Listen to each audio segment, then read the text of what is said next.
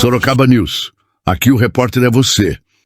No programa dessa semana, vamos falar de saúde mental, principalmente nas relações interpessoais nesse nosso mundo corporativo. Como os empresários devem se comportar na medida em que as relações de trabalho vêm sendo transformadas por comportamento e pela tecnologia. A inteligência artificial não é mais uma promessa, ela está aqui, nos escritórios, nas fábricas, no setor de saúde, até nas decisões políticas globais. Grandes potências disputam uma liderança tecnológica, no cenário geopolítico também, e cada vez mais influenciada por dados e os algoritmos. No mundo corporativo, a automação e a inteligência já substituem tarefas repetitivas e também abre espaço para novos casos, exigindo profissionais criativos, éticos e com pensamento crítico. Segundo especialistas, as soft skills, como comunicação, adaptabilidade e trabalho em equipe, são tão valiosos quanto as habilidades técnicas. Para falar desse assunto, vamos entrevistar hoje no Sorocaba News a professora Denise Maria Batistella, contadora, pós-graduada em gestão de pessoas, e a gente também, claro, cumprimenta e agradece a sua presença. Também aqui conosco, agradeço também nesse momento a colaboração do professor Marcos Fernando, titular da Mastermind Sorocaba e região, e dicas valiosas para a sua vida empresarial. Mas antes, eu quero pedir ao nosso diretor que fale sobre o que está acontecendo aqui em Sorocaba, em Brasília, no Brasil e no mundo corporativo. Pois não, Júlio Frois. Deveríamos falar em saúde mental todos os dias aqui no Sorocaba News. 2 assuntos estão em pauta: o julgamento no STF e a COP30. O espaço da web é livre, deve permanecer livre, quer o STF queira, quer não queira. O STF diz que quer controlar as fake news e o abuso desse tipo de informação. Mas esperem aí, a Constituição já tem isso. Isso e muito mais. O artigo 220 garante a liberdade de manifestação do pensamento, criação, expressão e informação em todas as suas formas, seja por meio de escrita, fala, imagem ou qualquer outro. A própria Constituição estabelece que esta liberdade não é absoluta e admite algumas restrições, mas apenas aquelas previstas na Constituição. O artigo 220 também proíbe que qualquer tipo de censura seja feita pelo governo. E qualquer um de nós sabe que todo abuso pode gerar ações de indenização por danos morais ou denunciação caluniosa, inclusive como crime previsto no Código Penal. Agora, quando nós temos as redes sociais representando a voz do povo, que não tinha voz antes na imprensa tradicional, que, diga-se de passagem, só expõe as manifestações dos seus donos. Afinal, enquanto imprensa, são empresas que o povo não tinha acesso. Fica evidente que as redes sociais deram voz ao povo. Como quer o Supremo controlar através das plataformas? É certo que os donos destas plataformas não irão publicar mais. Aliás, isso é tão usual que é previsto na política de privacidade e regras das comunidades que se frequenta, logo que se abre as contas. Será que os ministros não leem as políticas de privacidade? É insano que a Suprema Corte do Brasil queira ocupar este espaço de debate, que, aliás, estava previsto.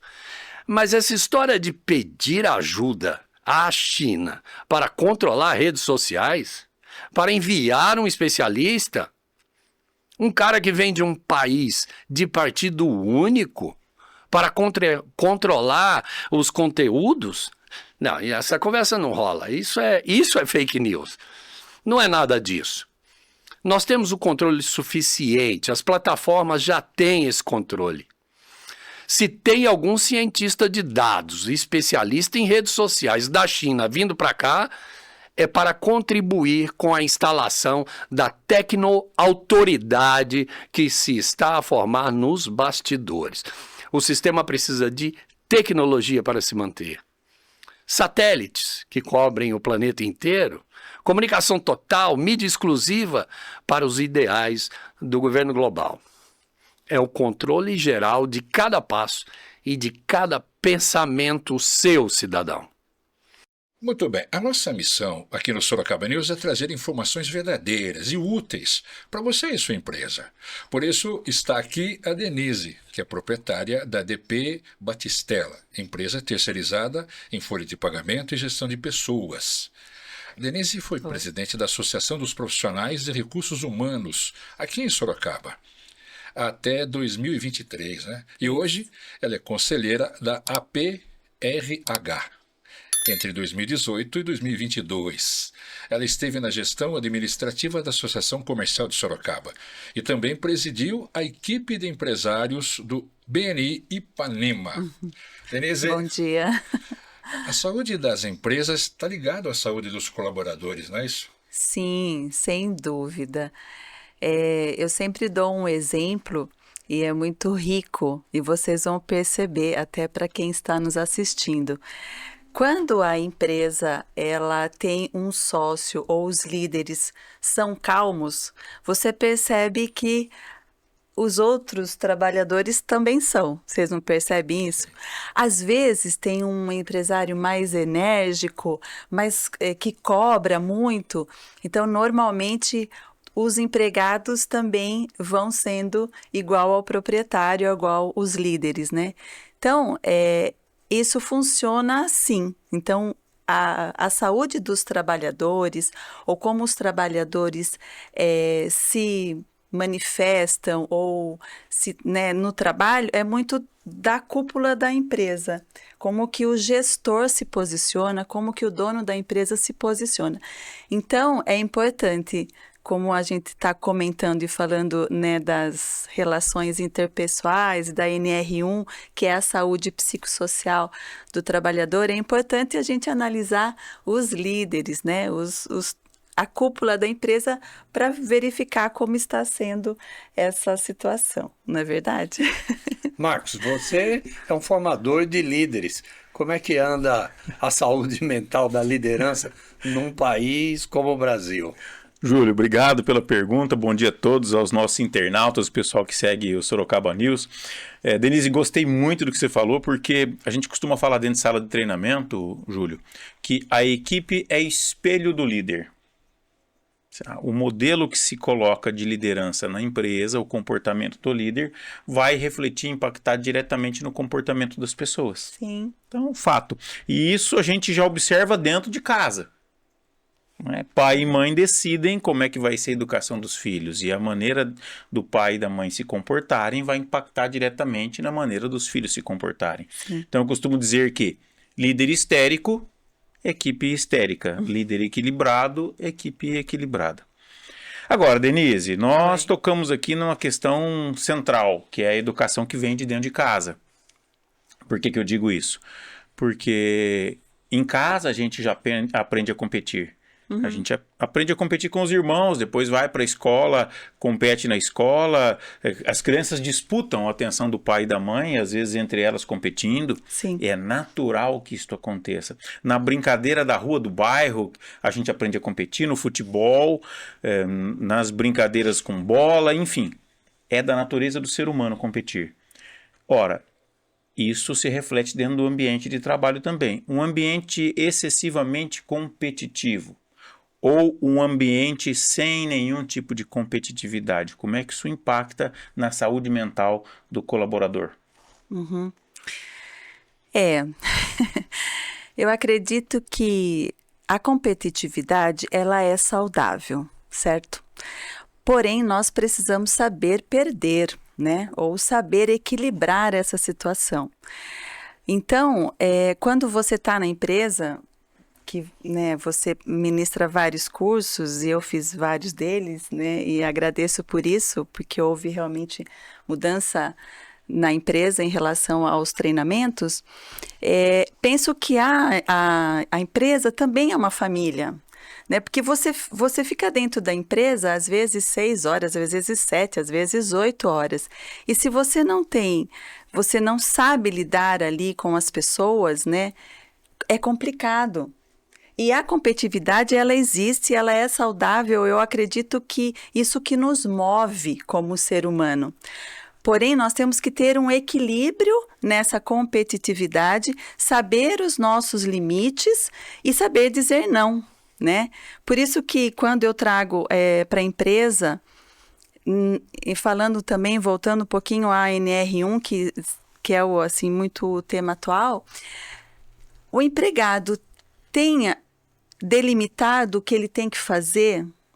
Você colocou, quando você contratou o seu empregado, o que ele precisa fazer ou quais são as habilidades que ele tem que ter, o que ele vai trabalhar em si, né? Será que realmente ele está pronto a ser cobrado dessa forma ou a exercer aquele trabalho da qual ele está propondo? Por isso que quando você faz uma admissão, é importante você avaliar a pessoa para colocar a pessoa certa no lugar certo. Às vezes os empresários reclamam, mas não tem mão de obra. Tem mão de obra. Claro, está difícil você encontrar aquilo que você busca. Para isso você tem que dar treinamentos, para isso você tem que realmente esclarecer aquilo que você quer. Então, quando você delimita, e na contratação, olha, é assim, assado, você coloca as regras, fica muito mais fácil para o empregado verificar se isso faz sentido para ele, se essa empresa tem o propósito que ele quer, porque essa juventude tem muito propósito, né? E muita diversidade. Então, nós, como os empresários, e desculpa aqui a bancada, mas somos um pouquinho mais velhos. Então, nós temos que... É fato, não tem? Nós temos que aprender com eles, né? Com essa juventude. Eles têm uma vontade, sabe, de aprender, às vezes não sabe. Em casa, como o Marcos Fernando falou, realmente a estrutura familiar está totalmente diferente. E o que nós vamos fazer? Nós temos que conviver com esses dias, né? Com essas pessoas nesses dias. Então, penso que se você colocar regras claras, ter um regulamento interno, a minha empresa, se você chegar atrasado, eu vou descontar, tá bom? Tá bom? Tá entendendo? Tá, tudo bem. Olha, na minha empresa, você vai ter que trabalhar neste horário, né? E pode ser que eu mude o seu horário. Às vezes vem um empresário e fala, Denise, o empregado não quer mudar o horário de trabalho, eu preciso que ele venha à noite e ele trabalha de dia. Tá bom? Mas você propôs isso para ele, como é que você conduziu essa conversa? Você chegou e falou, você vai mudar de horário e pronto? E aí, se a pessoa estuda, se ela tem que buscar o filho, contar uma experiência que eu tive em uma empresa nossa, tinha um haitiano que trabalhava com eles, né? E sempre trabalhou muito bem. Num determinado momento, ele não queria fazer hora extra, né? E lógico que quando você entra na empresa, você assina um contrato dizendo que se você for convocado para hora extra, você deve trabalhar dentro da legislação. E ele falou, não posso fazer mais hora extra. Não, mas você tem que fazer hora extra. Não, mas eu não posso fazer hora extra. E foi um embate ali, né? Mas por que ele não poderia fazer hora extra? Porque a filha estava na escola e saía bem no horário que a empresa solicitou que fizesse hora extra. Ora, hoje em dia nós somos uma pessoa integral, né? O próprio RH das empresas, eu faço departamento pessoal, mas a gente tem uma visão também um pouquinho de RH que mexe com recursos humanos.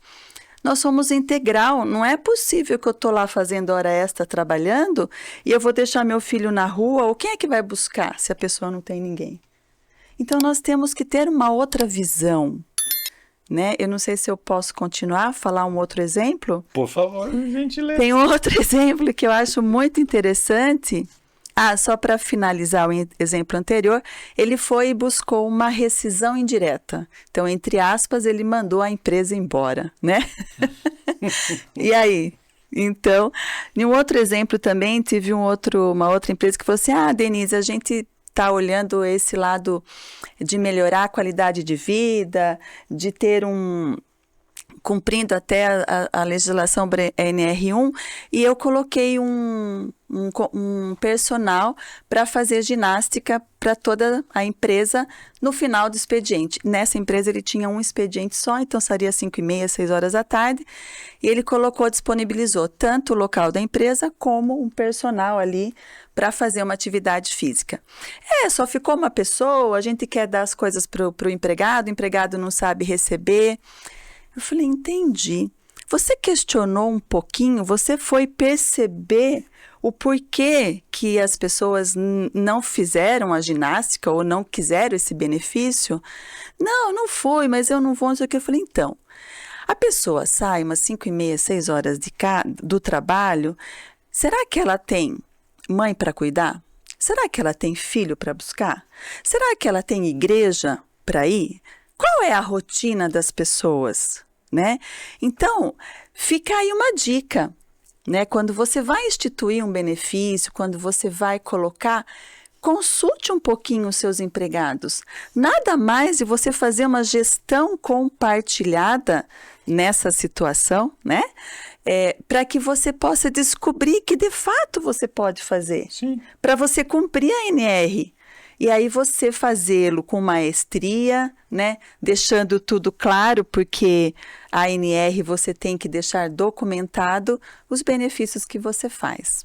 Isso em qualquer escala, eu digo de tamanho de empresa, porque o estresse está presente nas relações de trabalho. E aí outros aspectos do cotidiano, não só a família, filhos, o trânsito, o transporte coletivo, que às vezes é muito difícil, Sim. ou questões pessoais de saúde. Mas a empresa, dentro desse aspecto, não está assumindo um papel paternalista, tendo que cuidar dos seus funcionários, além daquilo que seria a produtividade? Sim, eu acredito que sim, Júlio. Porém, nós vivemos em comunidade, nós vivemos como um todo. Penso também que nós temos que saber o que nós podemos ofertar, o que está dentro do nosso limite, né, em termos de legislação, em termos de empresa, e temos também que cobrar os empregados dos deveres que eles têm. Os empregados também têm deveres, e muitos. Então, assim, hoje em dia, como eu comentei, as pessoas não estão procurando só um salário bom. As pessoas não estão procurando só uma situação financeira que seja agradável. Hoje, as pessoas estão procurando uma qualidade de vida melhor. No escritório, a gente trabalhava todo mundo presencial. Então, era todo dia, vai para lá, vai para cá. Eu tenho uma funcionária que mora no Éden, então eu estou agora ali na Zona Sul, né? Então, às vezes, o trajeto é 1h30, enfim, né? Então, assim, para elas fazerem uma academia ou para cuidar de alguma coisa, já chegava às 6h30, cansado, né? Com o transporte público um pouco cheio, enfim, transporte, trânsito, né? Então, como é que a pessoa vinha no outro dia trabalhar? Era feliz? Ah, que delícia, vou trabalhar. A hora que eu voltar do trabalho, não tenho condição de fazer mais nada, né? Então, assim, o que eu penso é isso, que nós sim, como empresários, estamos assumindo algumas coisas que é um pouquinho a mais daquilo que era, porém, eu acredito que se nós conseguirmos dar condições melhores para o nosso trabalhador, para o nosso colaborador, a resposta é melhor, né? Então, no escritório mesmo, nós fazemos agora uma escala. Então, sempre vão 2 e não precisa todo mundo. E de sexta-feira ninguém vai para o escritório, só eu. Home office. Ô, Denise, sabe o que eu tenho notado? Quem me acompanha na TV Acontece, eu gravo muito restaurante. A gastronomia é bem forte lá no meu canal. Sim. Eu tenho acompanhado, tem um restaurante, tem um senhor que há muitos anos ele cuida, ele colocou os 3 filhos para trabalhar juntos. Só que ele era exército lá. Sim, sim. Os filhos assumiram uma parte do restaurante e começaram a mostrar para ele, pai, olha como é que você tratava o funcionário. Olha como que era. Olhe agora a maneira que nós estamos tratando. O senhor já não está mais de frente com o funcionário. Como o clima mudou. O empresário também tem que entender isso, né? Tem. É o que eu comentei. É o bem-estar do trabalhador para que possa, inclusive, retornar para o próprio estabelecimento comercial, né? Produtividade que o Júlio falou. Isso. E isso, assim, é um treinamento, né? É uma busca. Nós, como acho que no podcast anterior, vocês falaram muito do autoconhecimento, né? Em relação aos treinamentos também. Nós temos que nos conhecer como empresário para sabermos o que nós podemos cobrar, né? Atividade, como falar hoje, né? E assim, eu penso também, né? Eu percebo no escritório, não sei se vocês percebem, às vezes eu não posso falar com uma colaboradora do mesmo jeito que eu falaria com a outra. Não tem essa percepção. Às vezes eu falo para uma assim, viu, ó, você entra no sistema, você faz isso, tá bom? Tá bom, Denise, já vou fazer. Com a outra, se eu falar a mesma coisa, ela não vai entender absolutamente nada que eu falei. Aí eu tenho que falar assim, viu, você entra no sistema, naquele módulo, você verifica essas férias para mim, veja se tá certo. Assim, ela vai fazer a mesma coisa. Ela vai me entregar do mesmo jeito. Só que se a forma que eu peço, né, que eu me comunico, ela não vai entender nada. Aí ela fala, para. Um dos problemas da comunicação, que também é a solução, é a maneira como você fala. Né? As divergências, elas se dão na maneira como você coloca as coisas, porque o conteúdo pode ser o mesmo, desde que você saiba distribuir. Para falar de saúde mental, nós vamos ouvir a entrevista da psicóloga Camila Gerotti. Olá a todos, eu sou a Camila, sou psicóloga e é um prazer estar aqui hoje para falar sobre um tema que é tão importante, que eu gosto bastante de discutir, que é saúde mental. E hoje a gente vai falar sobre saúde mental no contexto do trabalho. Esse é um assunto ainda um pouco menos discutido, com a profundidade que eu entendo que ele merece, mas que nos últimos anos, e agora com as mudanças da NR1, ele foi ganhando mais espaço, porque ele deixou de ser uma preocupação individual e passou a ser uma preocupação, uma responsabilidade também das empresas. A pergunta que eu sempre ouço é por que será, né? O que está acontecendo que tem tanta gente adoecendo nesse contexto? E a gente vai falar um pouquinho disso. O ambiente de trabalho, ele ocupa grande parte dos nossos dias e pode ser um ambiente de crescimento, mas também um espaço de desgaste e esgotamento. Tem algumas características como pressão constante, metas inalcançáveis, sobrecarga e falta de reconhecimento que impactam diretamente no nosso bem-estar. O adoecimento, então, os sinais e os sintomas muitas vezes começam silenciosos. Dificuldade para dormir, irritabilidade, falta de motivação e dores físicas sem explicação. Esses são sinais de que algo precisa ser cuidado. E um dos pontos delicados nisso tudo são as relações interpessoais, colegas, né? Pessoas com quem a gente deveria poder contar, trocar, rir, desabafar e que fariam diferença no nosso dia a dia, muitas vezes são pessoas agressivas, desrespeitosas e que ultrapassam os nossos limites. E isso pode ser exaustivo. E aí a pergunta que fica é: até que ponto a gente precisa aceitar esse tipo de comportamento? Comportamentos esses inadequados que podem nos deixar em alerta constante. E isso, a longo prazo, afeta não só a nossa saúde física, como também a nossa saúde mental. E é por isso que tem algo que eu sempre destaco com os meus pacientes, que é o autoconhecimento. Ele é muito importante. Quando a gente se conhece, a gente consegue perceber o que nos afeta, a gente consegue identificar tudo isso. E a gente entende também o que é nosso e o que é do outro. E aí a gente aprende a colocar algo nessas relações que é muito importante, que são limites. E limite não significa afastamento, limite é cuidado. É possível nessas relações ser firme e gentil ao mesmo tempo. Se proteger emocionalmente sem se fechar para outras pessoas. Falar sobre saúde mental no trabalho é falar sobre como a gente vive. É falar sobre autocuidado também. Como a gente se relaciona com a gente e com o mundo ao nosso redor. Se a empresa não olha para isso, o adoecimento vira uma epidemia silenciosa. E se a gente não se observa, a gente também adoece. Então, que esse vídeo seja um convite para todo mundo olhar para dentro e lembrar de cuidar dessas relações. E lembrar também que saúde mental não é um luxo, é parte essencial da vida. Obrigado por me ouvirem até aqui, obrigada Sorocaba News pelo convite e que a gente siga aí, né, conseguindo construir espaços mais humanos, possíveis e mais saudáveis também. Você já parou para pensar que o ambiente que a gente trabalha, ou até onde a gente frequenta todos os dias, está afetado diretamente à saúde mental da gente?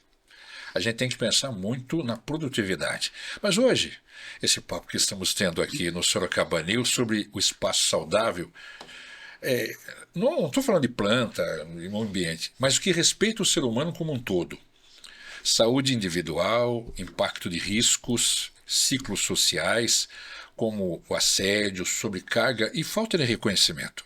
Como tudo isso interfere no desempenho da empresa, nas relações e, claro, no nível de estresse que carregamos sem perceber. A gente entende que é possível criar um ambiente mais leve, eficiente e principalmente humano. Vamos falar mais um pouquinho sobre esse assunto? A saúde não é só o corpo, é da mente. Você não acha, Júlio?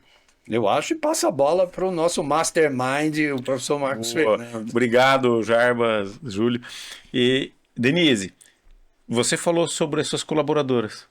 Então vamos pensar assim, ó, nós somos 9 bilhões de seres humanos no mundo. Nem a digital dos meus indicadores direito e esquerdo, elas não são iguais. Então a gente não pode imaginar que as pessoas funcionem da mesma forma.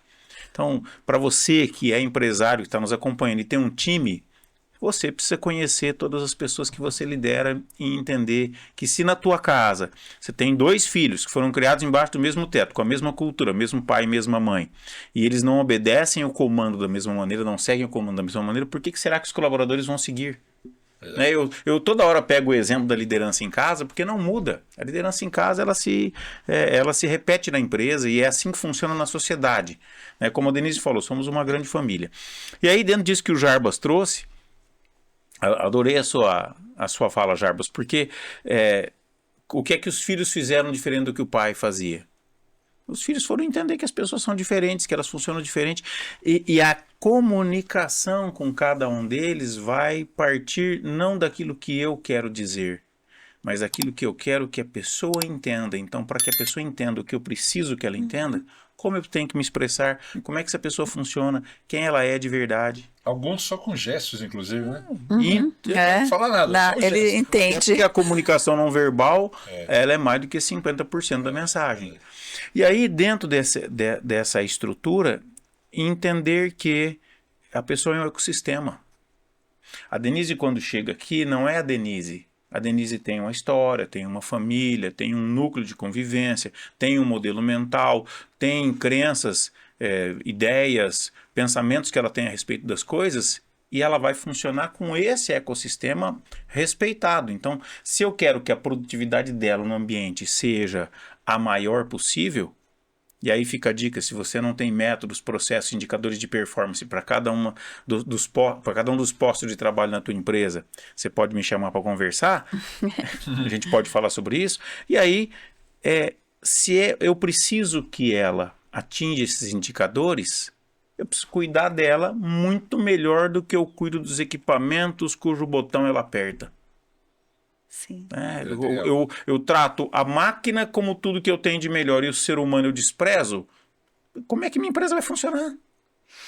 Então eu preciso treinar o funcionário e preciso treinar o empresário. Sim. E aí, Júlio, adorei o que você falou, porque assim, eu quero contratar as pessoas super preparadas, faz de conta que o mercado de trabalho tem que me entregar pronto, a agência de RH tem que selecionar o melhor para mim, e eu brinco de ser empresário. Então, como empresário, eu sou amador, Sim. eu não preparo, eu não treino, eu não organizo o ambiente, eu não tenho método, eu não tenho processo, não tenho indicador de performance, eu trato a minha empresa como se fosse o quintal da minha casa, e aí eu quero que o colaborador chegue o melhor possível para mim. E quando ele começa, Denise, até em casa eu fiz isso.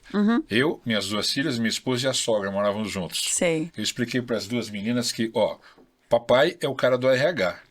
Eu vou trazer dinheiro, eu sou financeiro. A mamãe é a gerente, ela que manda como gasta.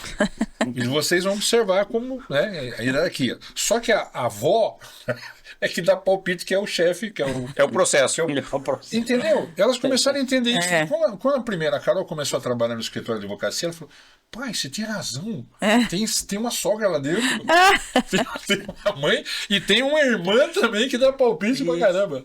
Tem hierarquia, tem que entender como funciona.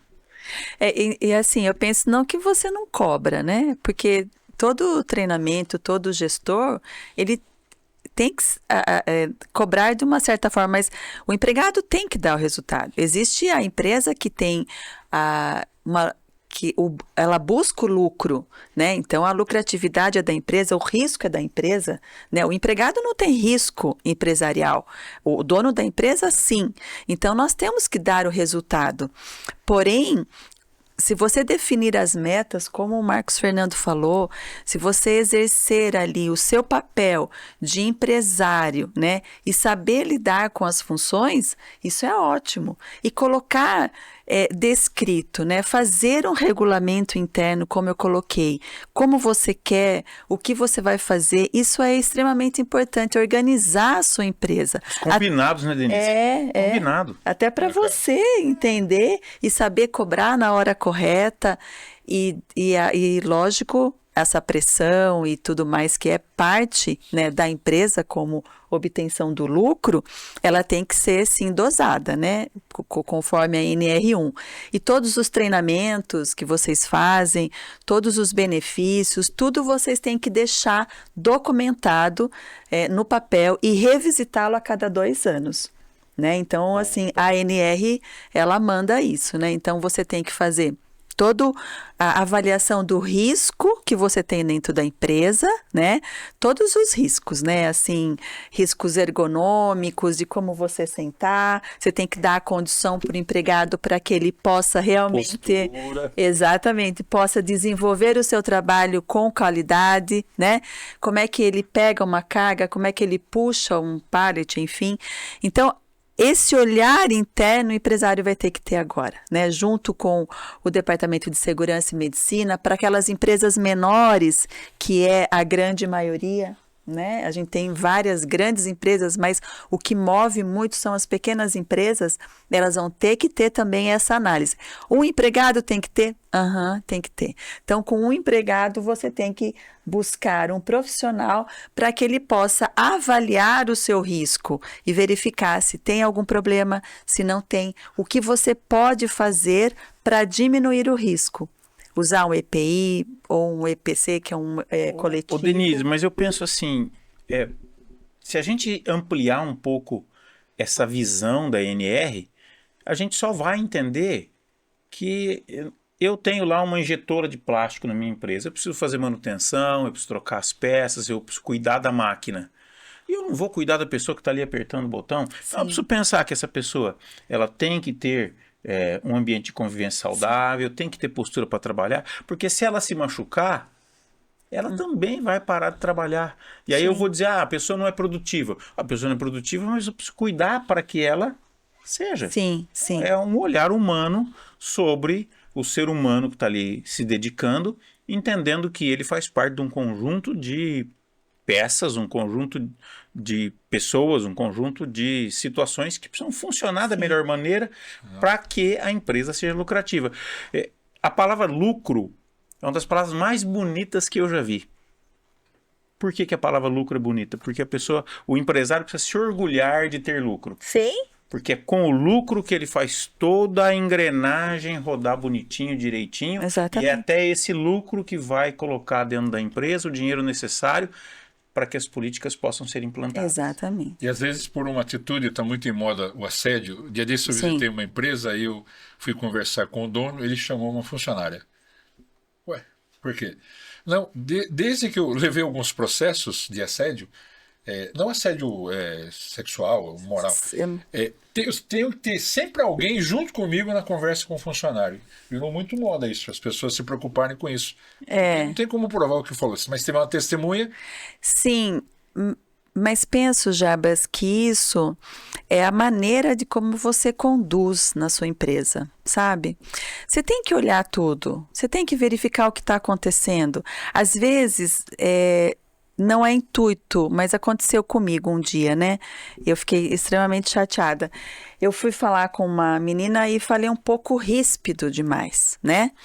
E eu ainda tenho esse cuidado, né? Eu trabalho com pessoas, eu tenho que ter...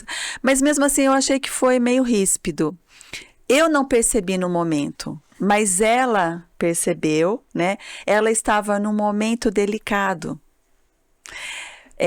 Eu não me lembro se a mãe dela estava no hospital. Eu não me lembro o que tinha acontecido.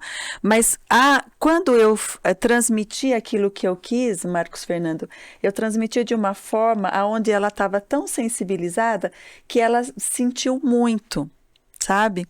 Então, a gente também tem que perceber isso no outro, né? É lógico que depois eu pedi desculpa e tá tudo bem, ela trabalha comigo até hoje. Mas a gente não sabe o que o outro está passando. O que está muito evidente aqui dentro do ambiente de trabalho, do mundo corporativo, é de que os cuidados com a pessoa, com o servidor, com o colaborador estão aumentando. Essa é a função da norma.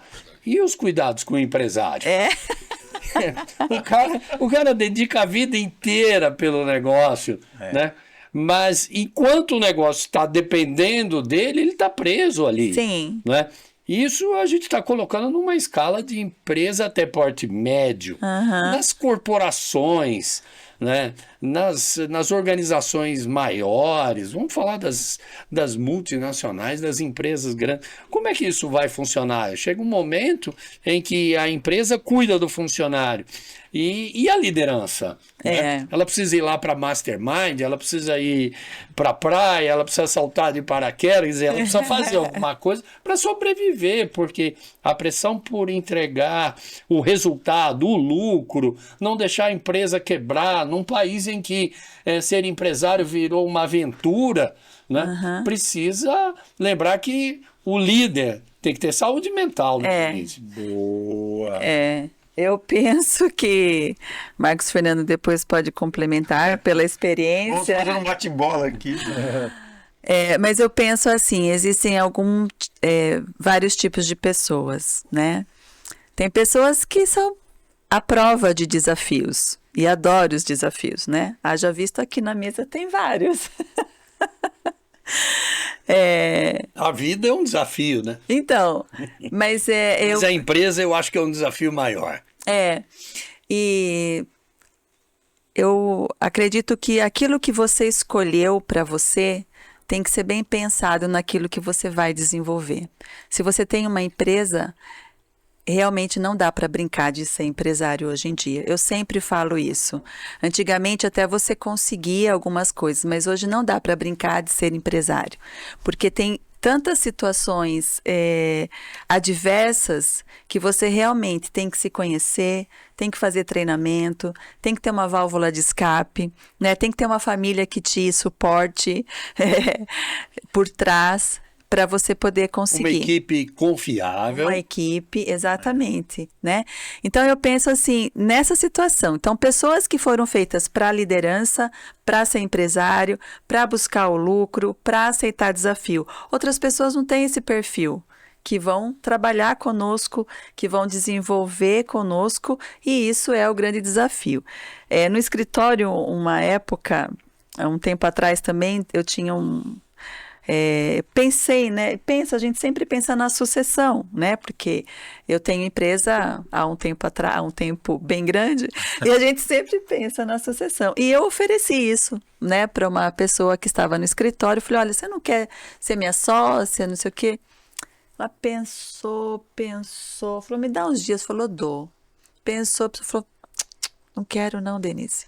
Então, eu penso nisso, que há pessoas para comportar essa situação, né, Marcos? Eu gosto muito, vou trazer aqui uma avaliação da pergunta.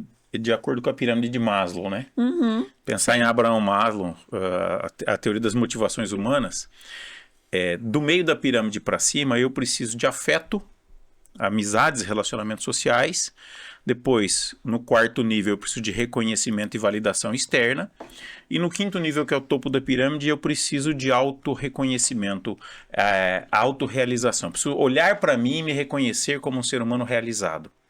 E por que eu estou dizendo isso? Porque tem pessoas que vão se realizar maratonando série no Netflix.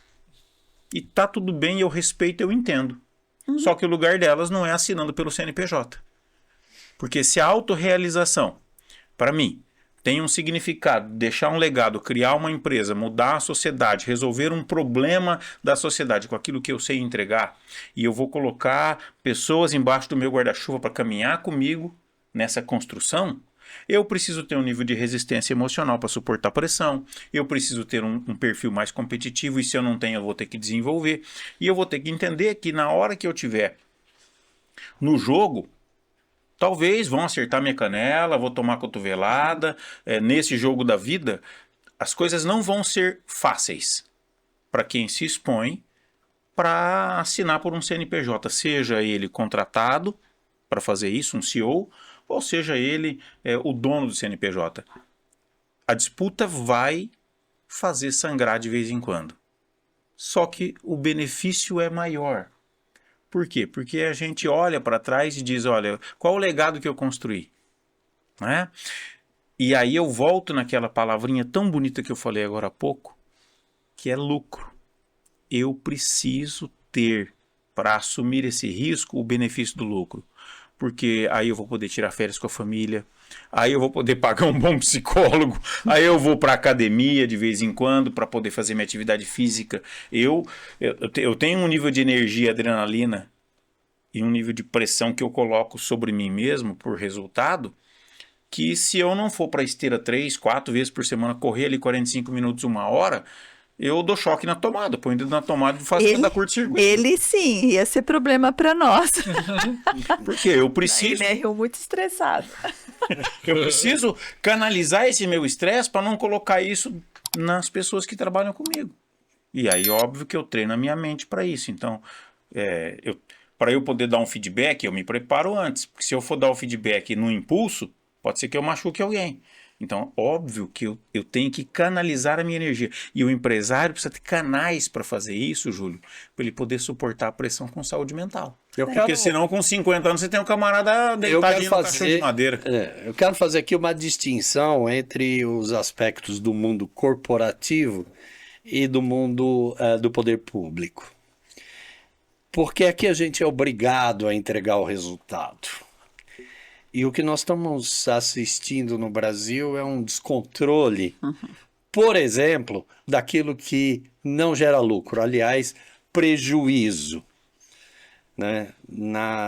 No mundo do poder público, do orçamento público, as coisas desencaminharam. É isso que a gente assiste. Grandes empresas pedindo recuperação judicial, médias empresas deixando de pagar os galpões, as lojas. E por que é que essa cultura do mundo corporativo de eficiência e produtividade ainda não migrou para o setor público? Me ajuda a entender isso, Denise Batistella. É muito difícil. Será que a gente tem uma bola de cristal?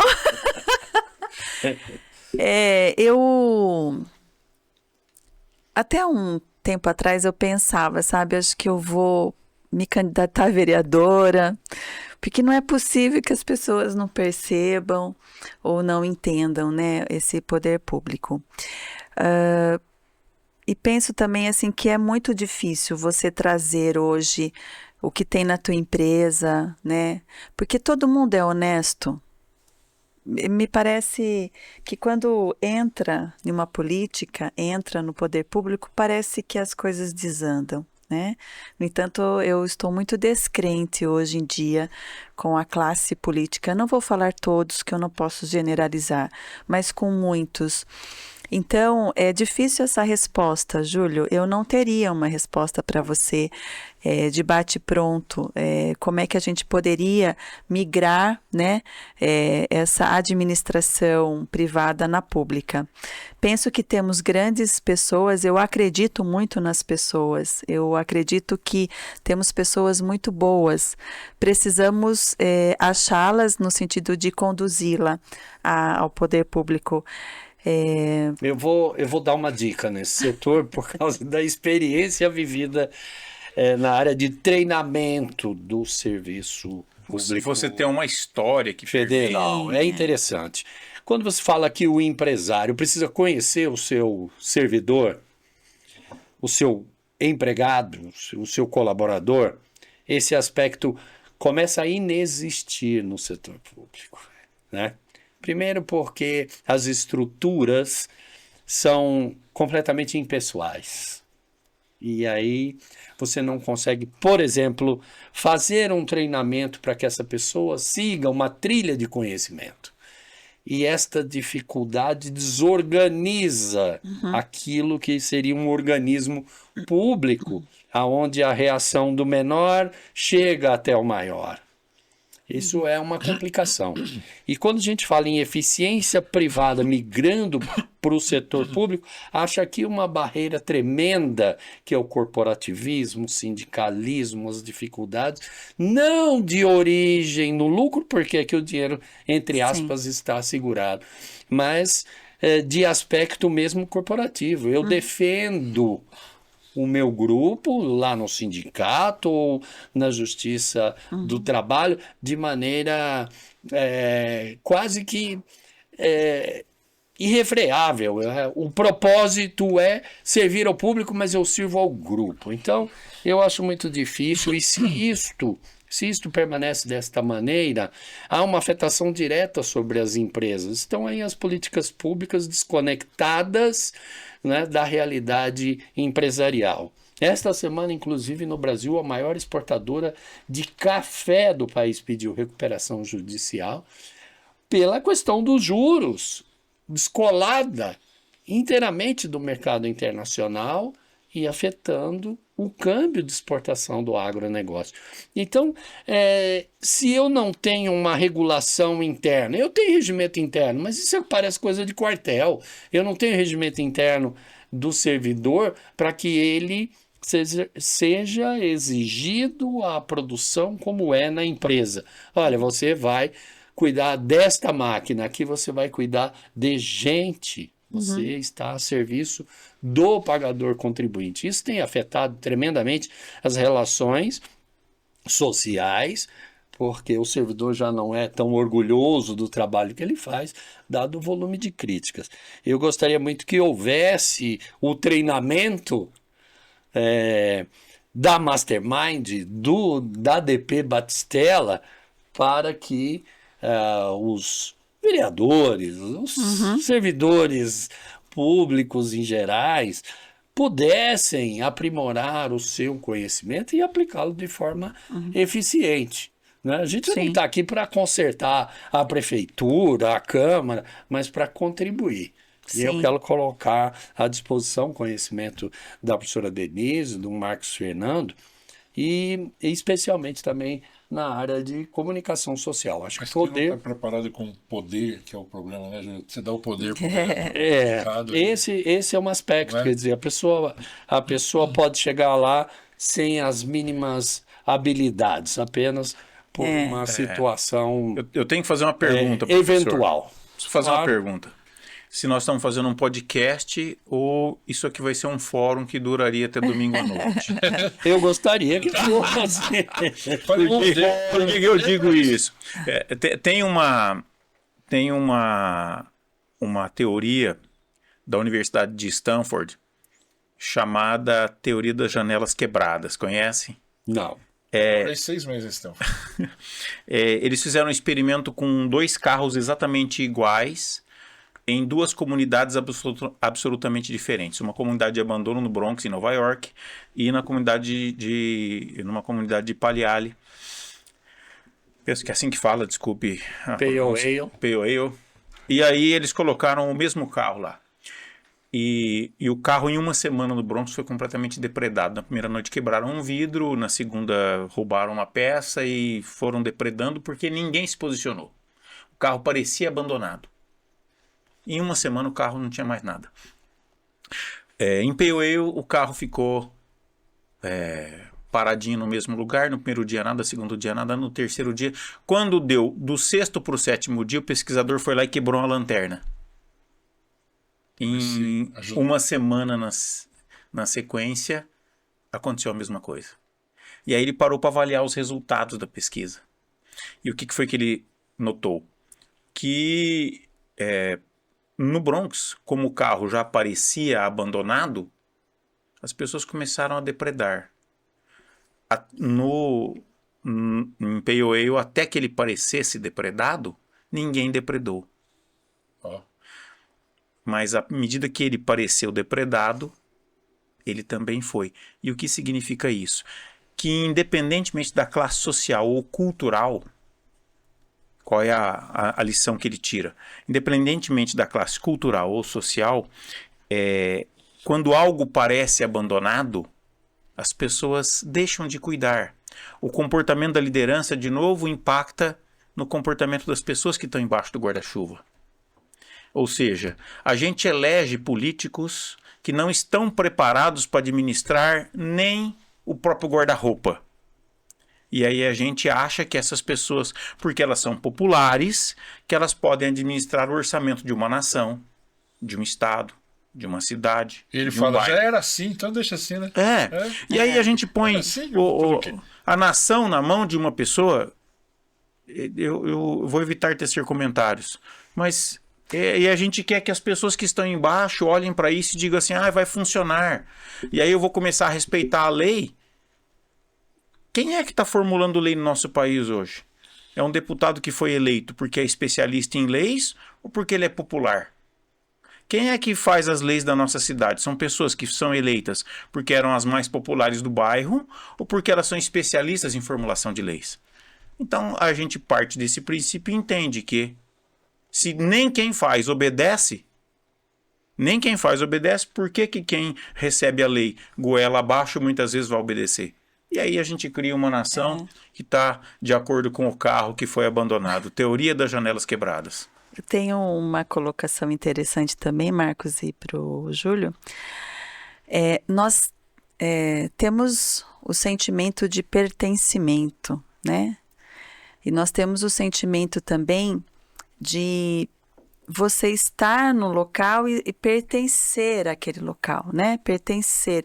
Então, quando você está na empresa, você pertence àquela empresa e você tem esse pertencimento. Então, quando o colaborador, ele sente que está ali e que ele pertence àquela empresa, que é gostoso, é bom, isso muda muito. Boa, Denise. Porque aí não tem sentimento de abandono, né? Sim. Não existe abandono. Exatamente. Tem alguém olhando, eu olho. Isso. Desculpa. Não, imagina, eu retrato isso também ao poder público. Se você está num ambiente que você destoa, você se exclui. E aí você sai. Agora, quando você está num ambiente de pertencimento, que é o seu ambiente, e você faz, às vezes, coisas para sentir ali pertencido, né? Às vezes pode também impactar nessa situação que nós estamos. Isso também é meu, né? A pátria é minha. É a história da torcida do time de futebol, né? Boa. Eu torço pro meu time, brigo por ele, quero que ele seja o campeão. Então, na empresa, o colaborador precisa vestir a camisa. E eu acredito que isso na nação também acontecer também no país, no estado, na cidade. Eu preciso dizer algo em defesa dos funcionários públicos aqui. A minha mãe se aposentou como funcionária pública, assim, porque tinha que aposentar. E o meu avô, pai dela também. Foram dois excelentes cumpridores do papel para o qual eles foram designados, assim. Minha mãe era incansável defensora do poder público, do trabalho como funcionário público.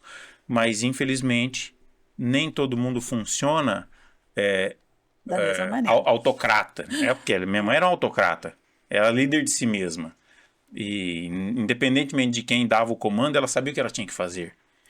Então, de novo, nós vamos cair na história da falta de liderança, o problema das lideranças. Por pouco, hein? Por pouco. Deixa eu- Só para a gente ir encaminhando para o final. Por pouco, porque a chegada da inteligência artificial está trazendo e vai trazer, vai implantar um novo modelo de gestão pública. Queiram ou não queiram. Não é questão do STF regular a sua vida.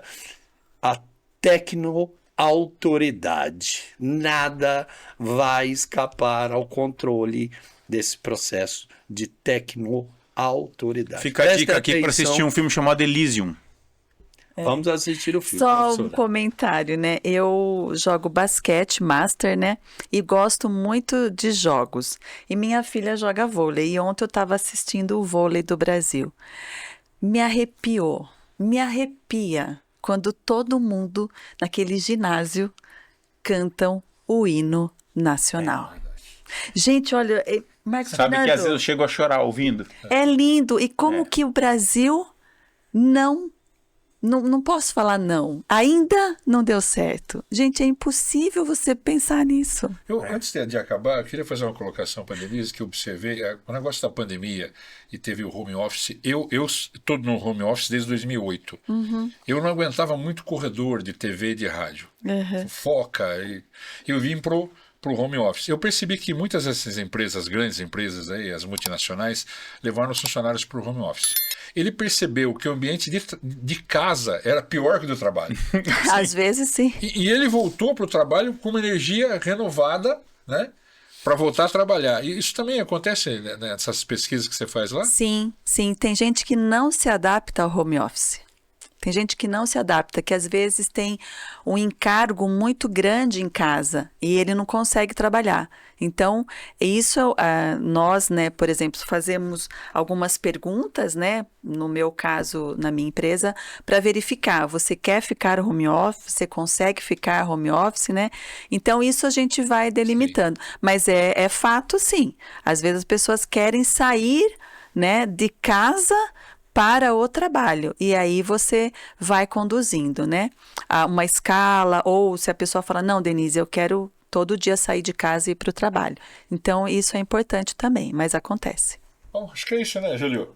Está definido. Nós temos a pauta da NR1 além daquilo que a empresa se obriga e que você, que nos acompanha no Sorocaba News, ouviu da Denise Batistella, Obrigada. do professor Marcos Fernando, da Camila Gerotti e dessa dupla dinâmica aqui, que é o Jarbas Duarte e eu, para agradecer sua audiência. Muito bem, então para encerrar, eu, claro, como o Júlio falou, gostaria de agradecer então imensamente a presença da empresária, Obrigada. contadora, professora Denise Batistella, do professor Marcos Fernando, da Mastermind e da psicóloga, como falou para a gente aqui, a Camila Gerotti. Muito obrigada. Trouxemos aqui valiosas informações para a gente na conversa. Aproveite para se inscrever no canal do YouTube Sorocaba News. Não esquece de ativar o sininho de notificação e deixar o seu like. E conferir os melhores momentos desse episódio nos cortes que vamos postar ali nas redes sociais. Não deixe também dar uma olhadinha no nosso Instagram, @Sorocaba News, onde tem conteúdos fresquinhos todos os dias, com o comando do Júlio Frois. Agora, para quem quer se aprofundar um pouquinho nas pautas e do que está acontecendo em Sorocaba e região, acesse também a página TV Acontece. Ali você encontra boas dicas de gastronomia, eventos e tudo que acontece aqui na nossa cidade e na região. Informação de qualidade, com o nosso jeito de se comunicar. Sorocaba News, jornalismo de verdade. O repórter aqui é você, né, Júlio? Todos nós. Isso aí. Até a próxima. Notícia de verdade sem distorção. Mostramos os fatos sem manipulação. Na rua, no bairro, no seu dia a dia, a gente registra, traz a energia. Você que anda com o celular na mão, já é repórter, manda gravação. Do jeito que for, a gente edita, mostra o problema e busca a saída. O Sorocaba News nasceu pra ser assim, a voz da cidade ecoando sem fim. Juntos mais fortes, ninguém pode parar. A verdade no ar, pode acreditar. informação com opinião. Aqui no Sorocaba News tem solução. A gente filma, a gente compartilha. O povo unido faz a notícia. Sorocaba News. Aqui o repórter é você.